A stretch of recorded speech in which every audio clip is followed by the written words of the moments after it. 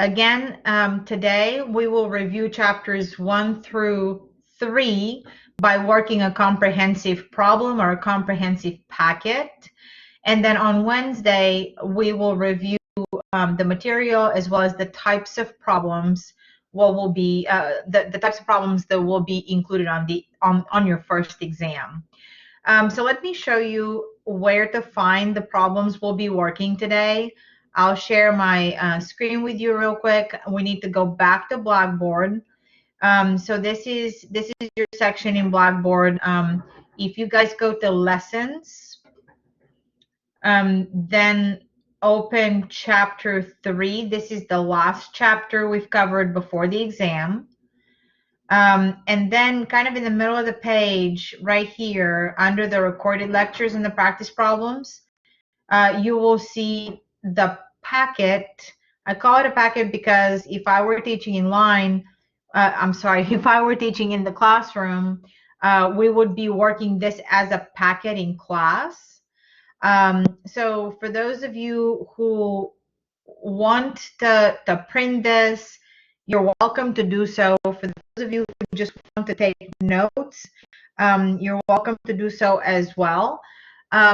The reason why I like this comprehensive problem is because it literally makes us practice every single thing that we've done over the last few weeks. It makes us think about every single concept in accounting that we studied, and then the application of the different types of accounting concepts that we're familiar with. Again, you guys can open it as a PDF file, or you can just follow along with me. Again, this is a comprehensive problem that covers all the material from the last 3 chapters. So what I did, I actually printed this to PDF so I can write on it. Again, the reason why I selected this problem is because it walks us through the accounting cycle.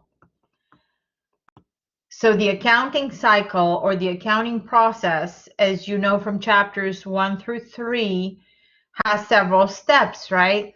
First, we have to analyze. Once we analyze the transactions, we have to journalize. Once the transactions are journalized in the general journal, we have to post them. We post in the T accounts. You know that the T accounts reside in the general ledger. Then we can create or have to create a trial balance. Once the trial balance is created, we have to make adjusted entries, which leads us to the adjusted trial balance, and then eventually to the financial statements. All right, so let's look at the steps that we're going to have to follow today. We'll look at a company. We will be given the trial balance of the company, and then we have to prepare journal entries. So we'll prepare journal entries. We know that in the accounting cycle, we'll be starting right here with the adjusting entries. The adjusting entries, I'm sorry, this should say adjusting entries, not adjusted entries. The adjusting entries will result in a trial balance, and then we'll look at the financial statements. At some point, we'll prepare closing entries. So we know the cycle itself, the analysis, the journalization, posting, and trial balance. These were chapters 1 through 2. These here are chapter 3. So let's look at the problem itself.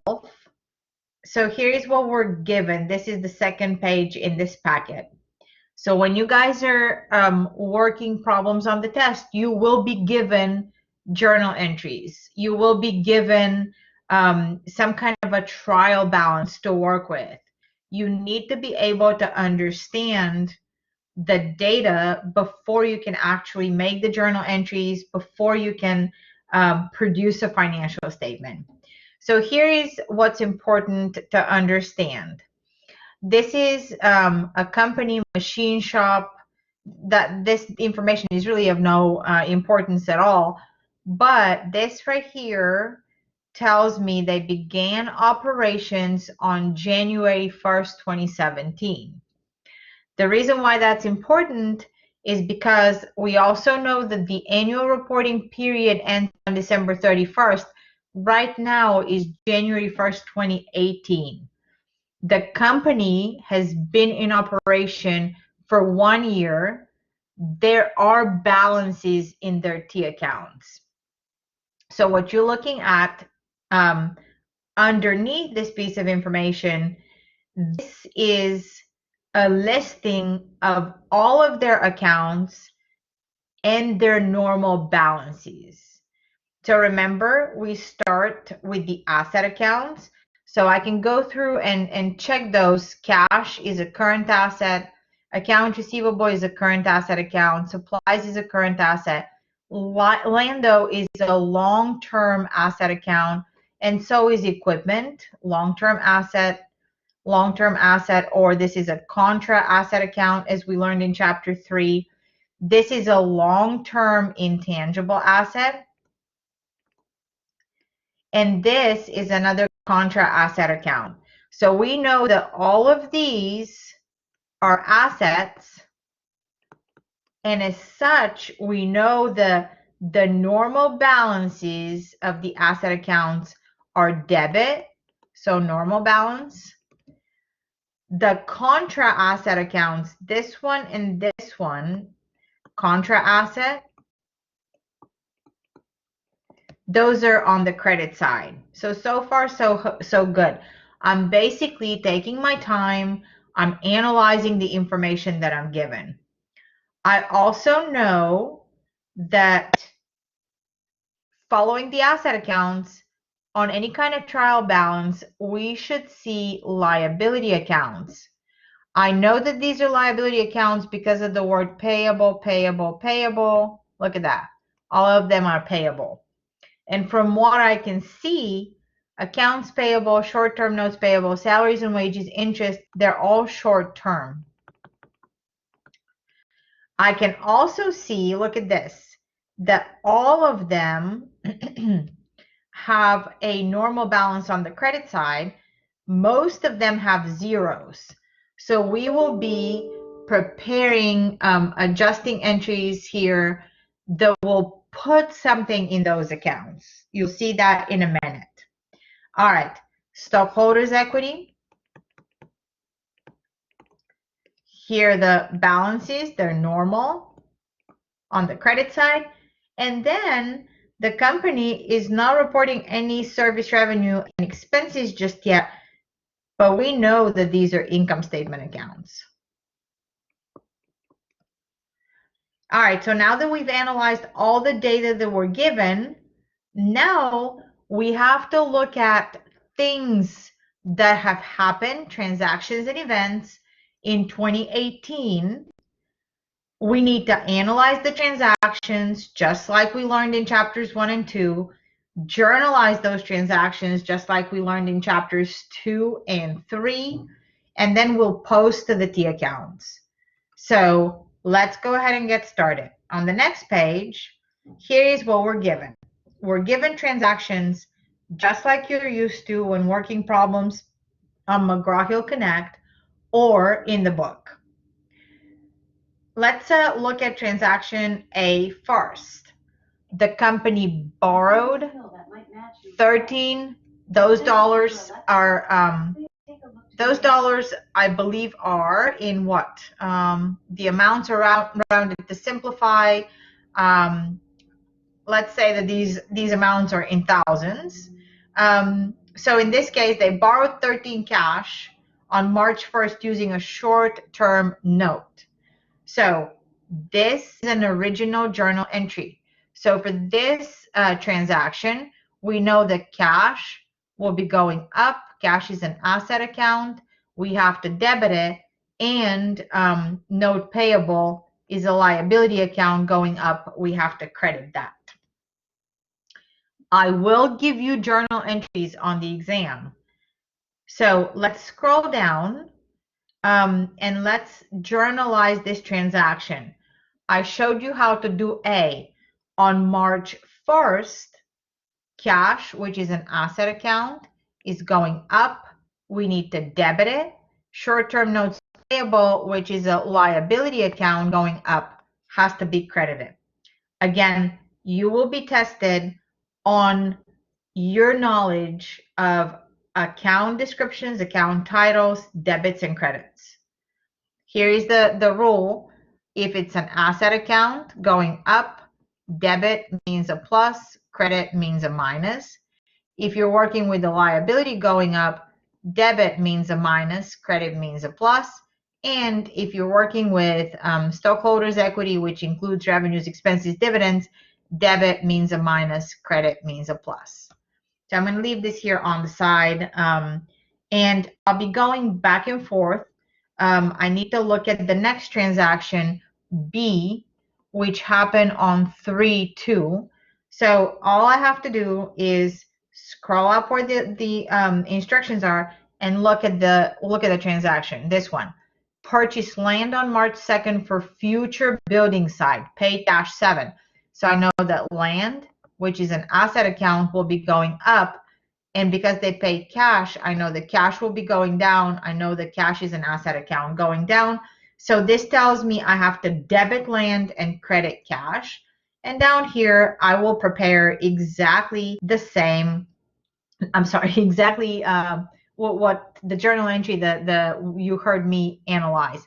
So land, which is an asset account going up, will be debited 7, and cash, which is an asset account going down, will be credited 7. Again, you need to be familiar with what we're doing right now. We're preparing journal entries. These are original. They're not adjusting journal entries. I'm preparing them. What you're looking at is the general journal, and I am listing them in chronological order. So let's look at the next one, transaction C.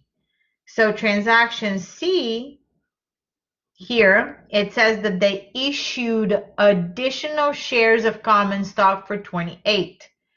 When shares are issued, stockholders' equity goes up because common stock increases, and cash, which is an asset account, is going up as well because of the stockholders' contributions. So for the next transaction, C, when I prepare the journal entry here, so this is C, on 4/3, I will increase cash by 28, and I will also increase common stock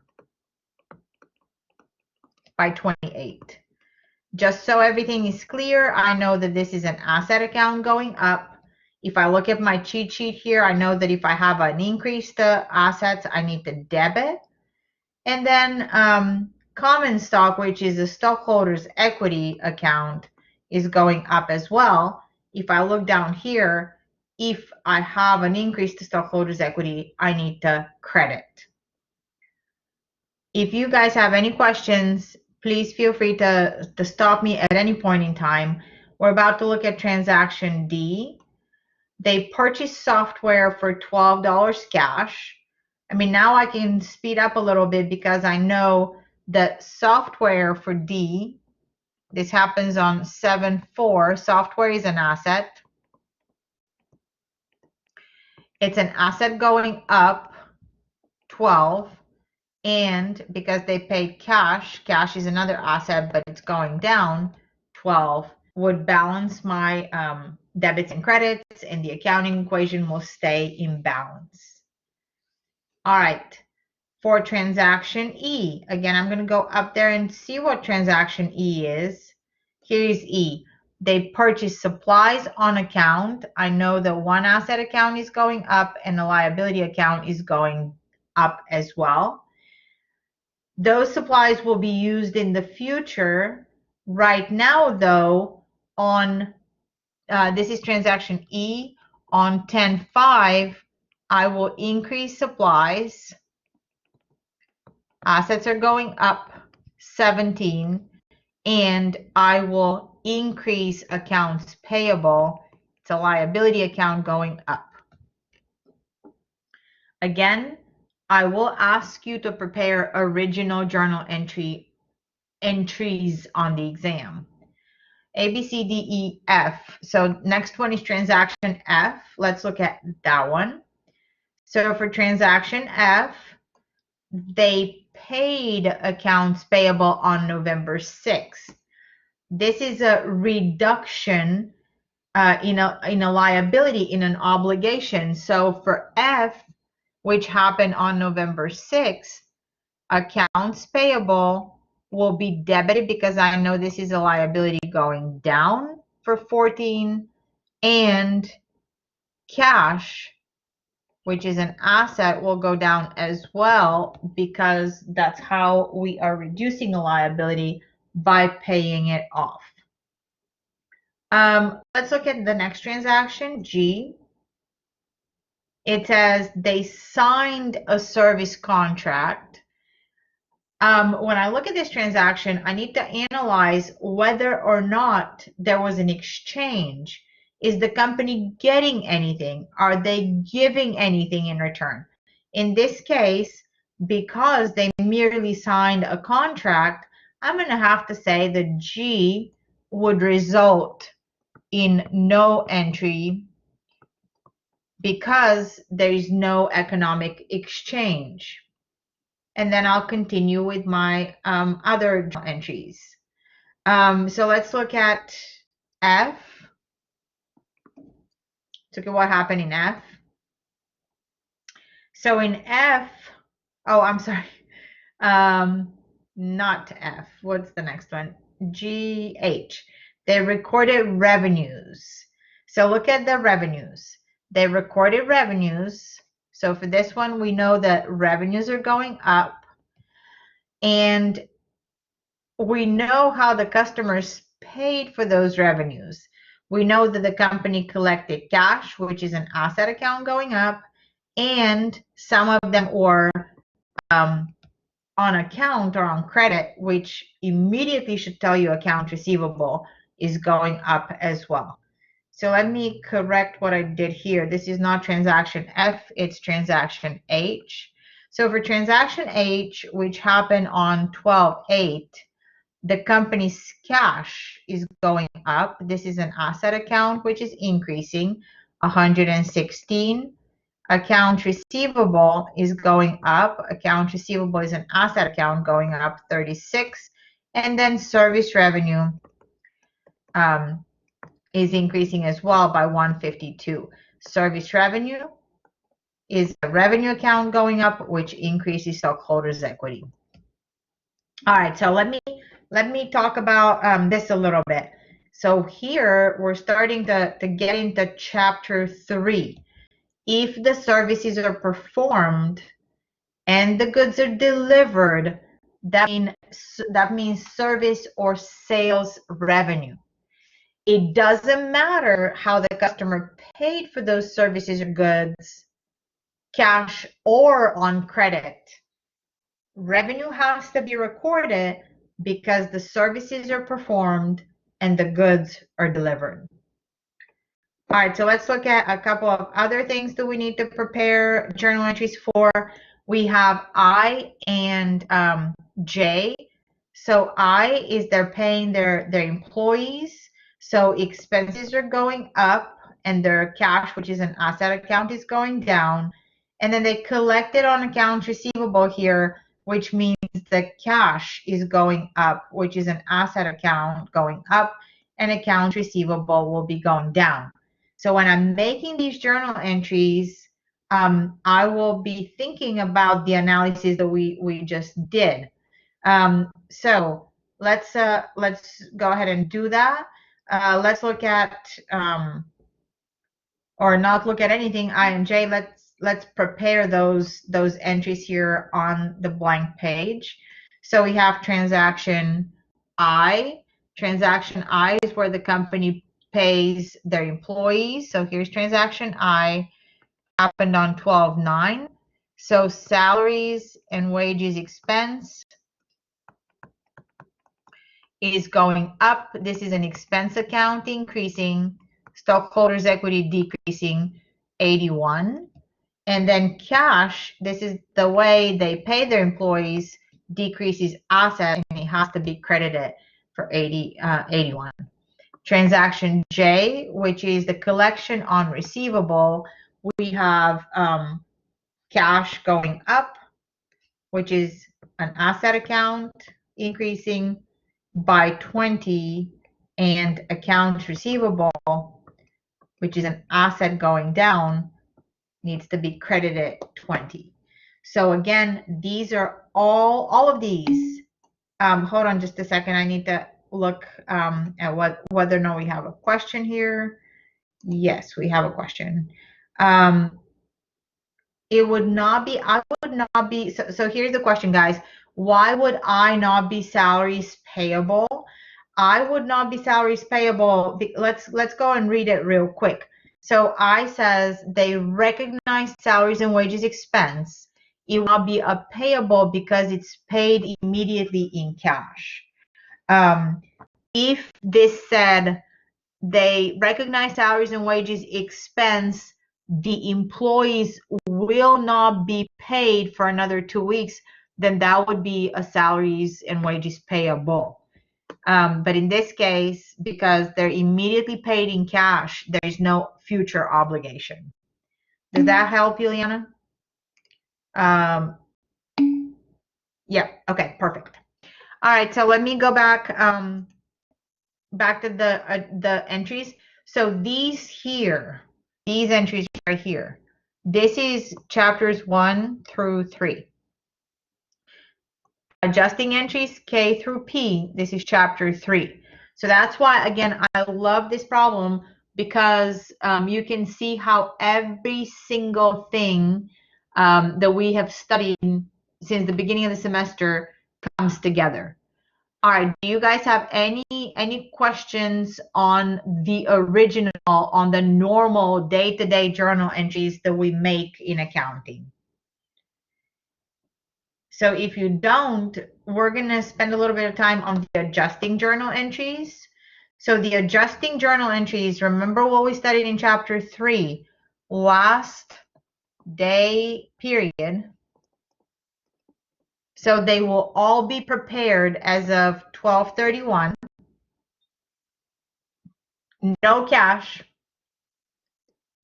and one balance sheet, one income statement account will be affected.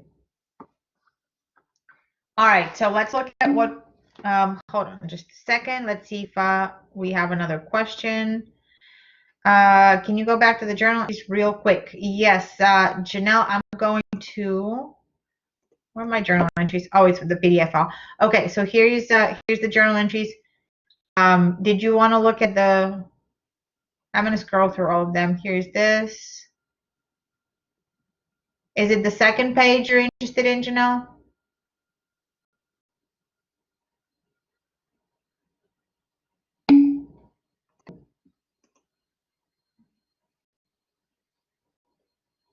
Okay, so here's I.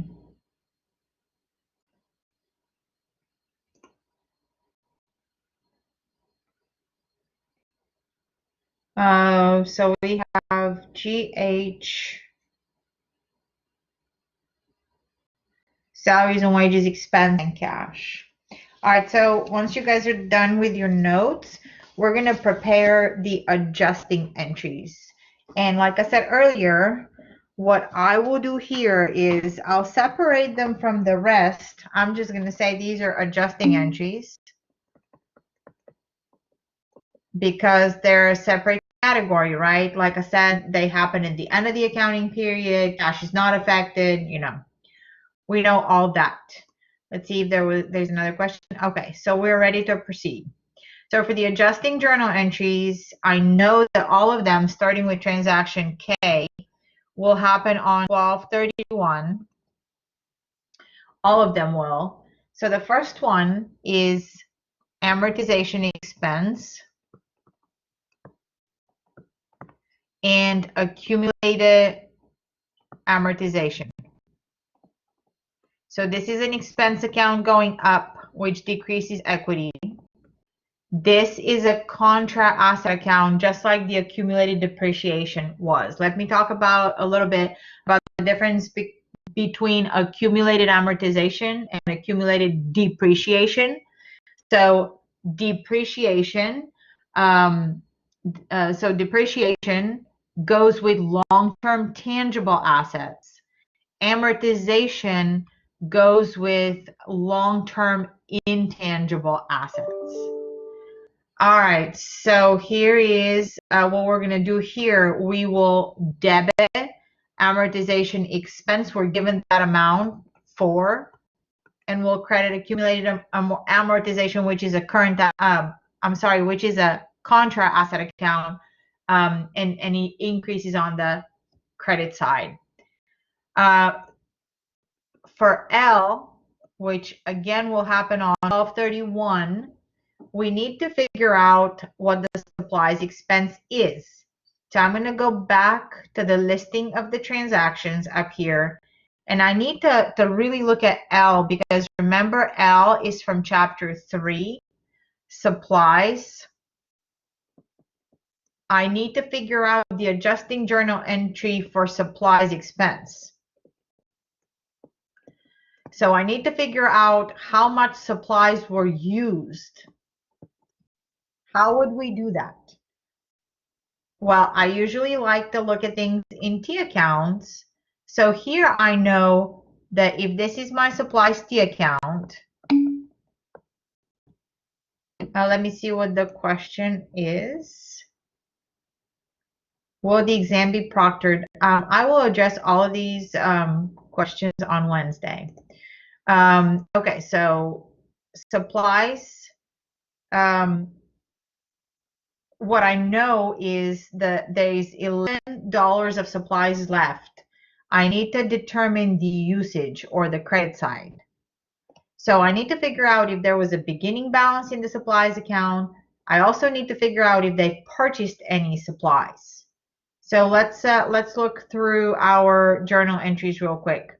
They purchased supplies on October 5th for $17. If I keep scrolling further up on this page, I can see that they had supplies already of 12.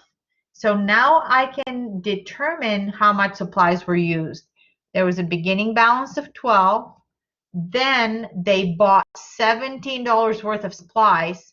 So this is the purchase. This is what they have left, ending balance. Can we solve for how much supplies are used? The answer is yes. If we start with 12, purchase 17, use X, and have 11 left, then X must be 18. So you guys can check my math while I check the next question. Okay, thank you, Juliana. So we have 18. Very nice. So now I can prepare my adjusting journal entry. I'm scrolling back down to where I was. I will show supplies expense of 18 and supplies, a reduction in the supplies account of 18 to show that that's how much supplies were used. Again, this is all chapter 3, and you will be asked to calculate those things. The next transaction, or M, is about depreciation. So on 12/31, they gave us the depreciation expense, and accumulated depreciation are 7. So depreciation expense, which is an expense account, needs to be debited. Accumulated depreciation needs to be credited 7, because this is a contra asset account. Again, the difference between K and M is the type of asset being depreciated or amortized. Amortization goes with intangible assets. Depreciation goes with, in this case, I believe it's equipment. All right, so let's look. I believe there is a couple of more. So I'll go up here. We just did the depreciation. Now let's look at the interest. Remember accruals from chapter 3? We have interest of 2 to accrue on notes payable. Now back to I think it was Juliana, your question about salaries and wages payable versus expense and cash. This one here will create a salaries and expenses payable because look at how it's worded. It says they are earned but not yet paid or recorded of 13. And then we have income tax for the year 9. So all of these, the last several, I mean 3, not several, 3, are accruals. The previous 3 were deferrals, so now we're going to be looking at accruals. So for transaction N, on 12/31, we have interest expense and interest payable of 2. And then for O, we have salaries and wages expense, salaries and wages payable of 13. So the last transaction involved income tax expense and income tax payable.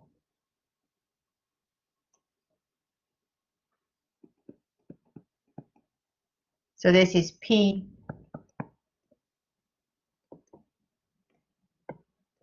for 9.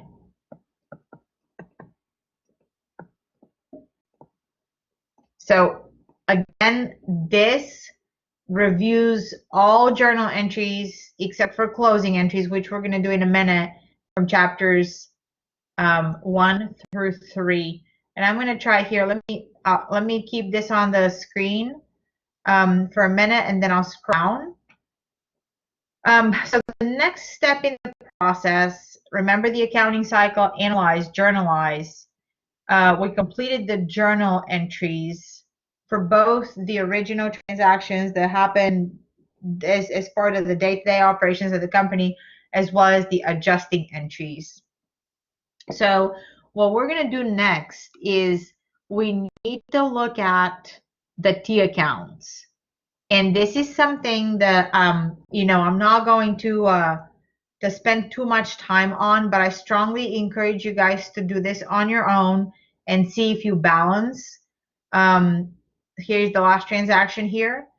So what we just finished, like I mentioned, is journalizing transactions. We journalize in the general journal, which is basically organized in chronological order of events. The next thing we need to do is post to the T accounts. So let's find the T accounts in the packet. I'm going to scroll all the way down. I gave you a few more pages for your notes. Here is the T accounts. I've already placed the beginning balances in the T accounts. So all I have to do now is I have to post the journal entries that we finished in the T account. So this is the general ledger. The general ledger, we looked at the general ledger for the first time in chapter 2. It houses all the T accounts, and you know that they're grouped in the general ledger by type. So here's all of your assets, then we move to all of your liability accounts, and then the stockholders equity revenues and expenses.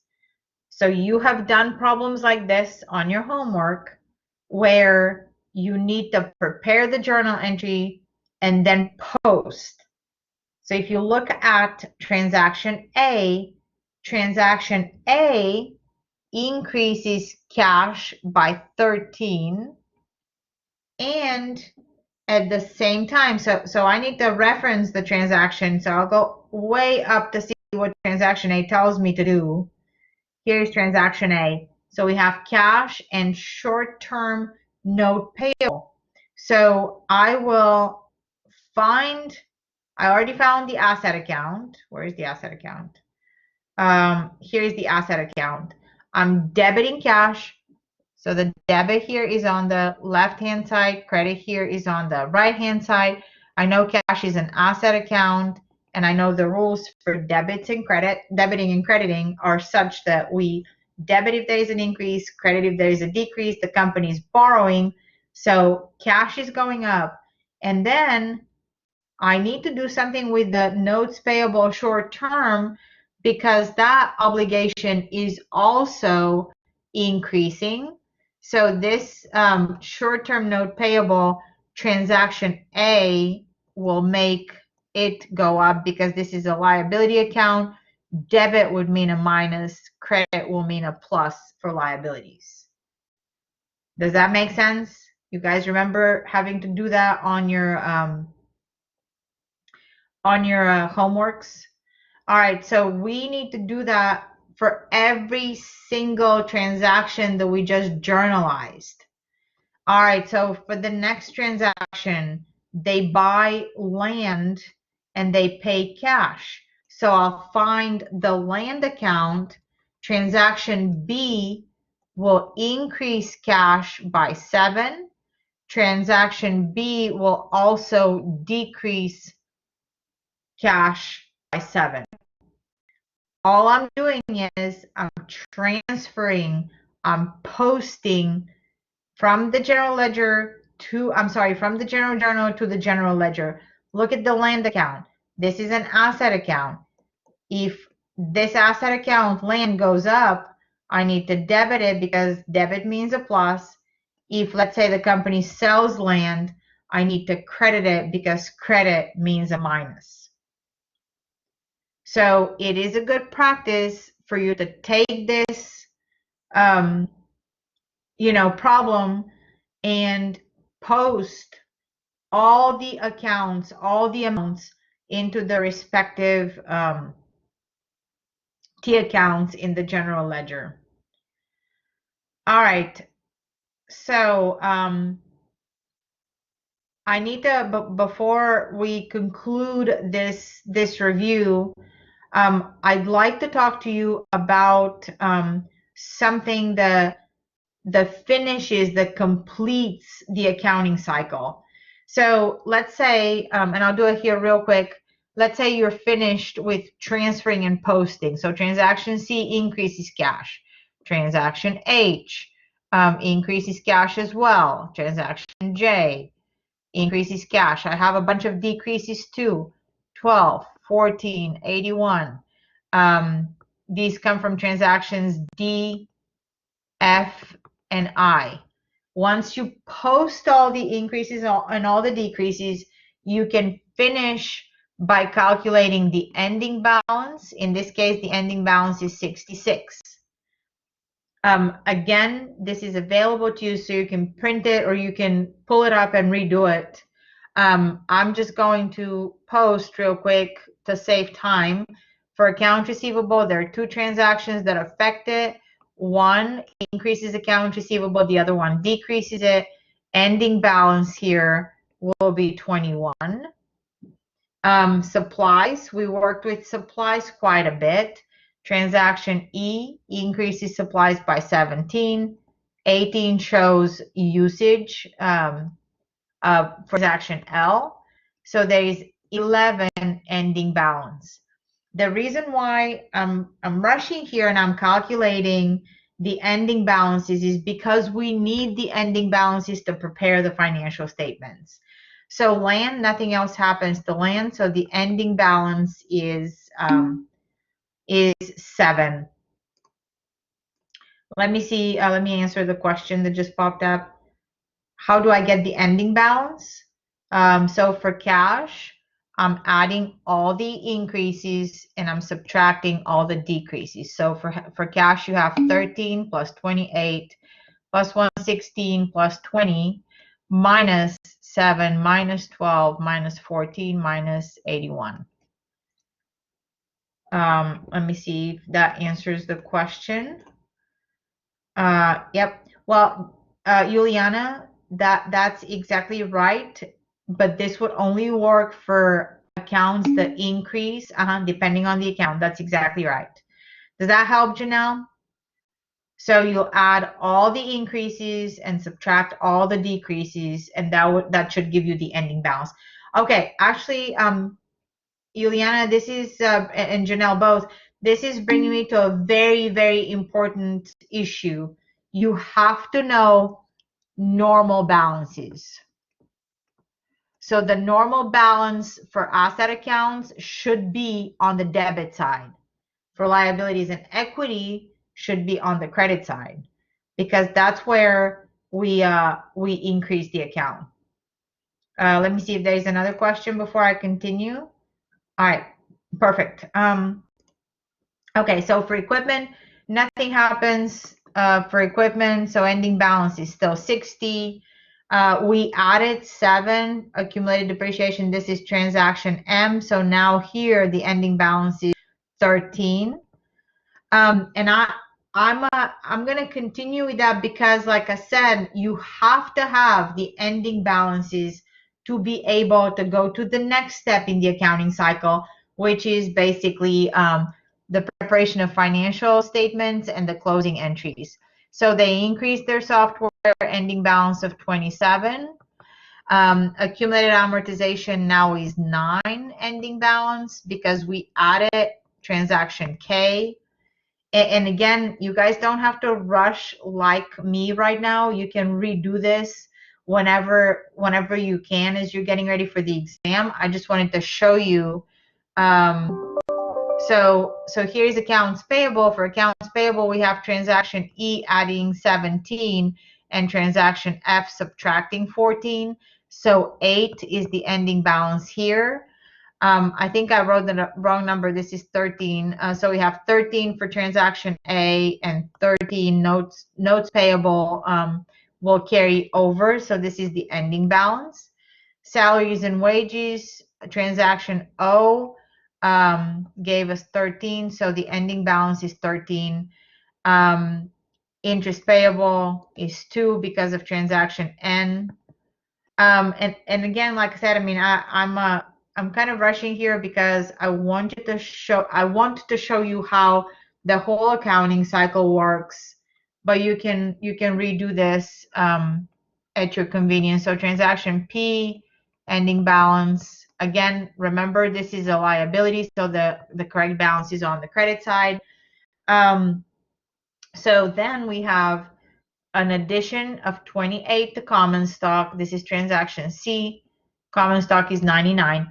I'm going to skip retained earnings for now because we're not there yet. Service revenue 152. Transaction H, and I'm not calculating ending balances here yet. Salaries and wages expense, I have 2 transactions, I and O, that are adding 81 and 13.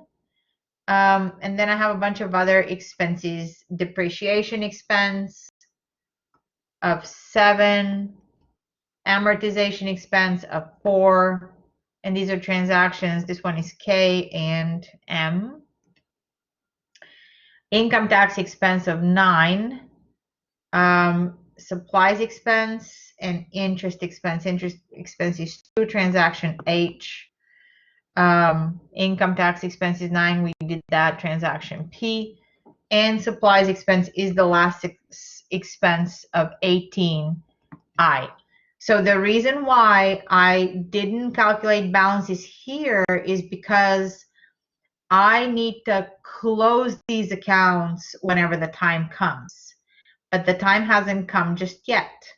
So the next thing in the accounting process, now that we have balances, would be to prepare the adjusted trial balance. H&H tool.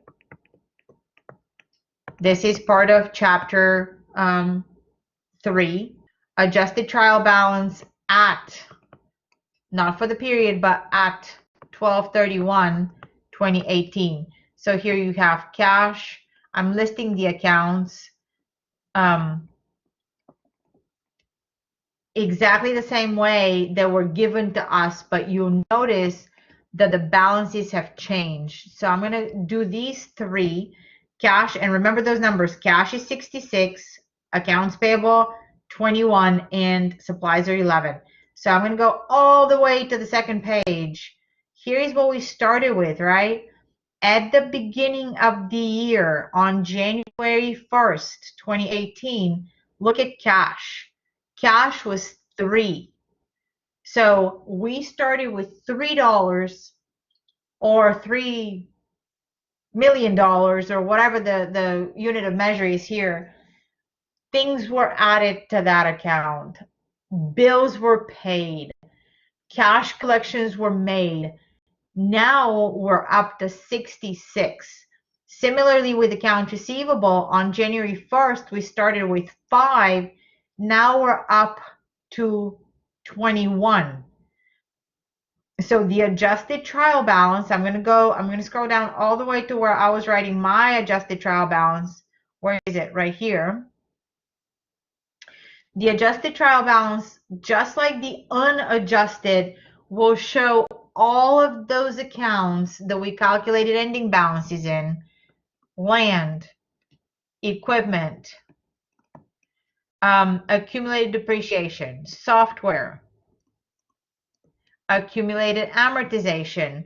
It will show every single change in the balances. Land now is 7. Sorry about that. Equipment 60 with 13 accumulated depreciation. Software is 7 with 9 accumulated amortization. So all I'm doing is, well, actually, I'm answering the question, where are those balances coming from? Well, they're coming from, and I'm going to scroll up here real quick. They're coming from what we literally just calculated. Here's the cash balance of 66. Here is the account receivable balance of 21. The reason why we have to do that, the reason why we have to prepare an adjusted trial balance, what I'm doing down here, is because the adjusted trial balance will become the first step or the foundation in financial statements preparation. So I want you guys to finish the adjusted trial balance, and then on Wednesday, before we review for the exam, I'll show you how to prepare the financial statements and make the closing entries. Do you have any questions so far about any of this? Do you think this is helpful?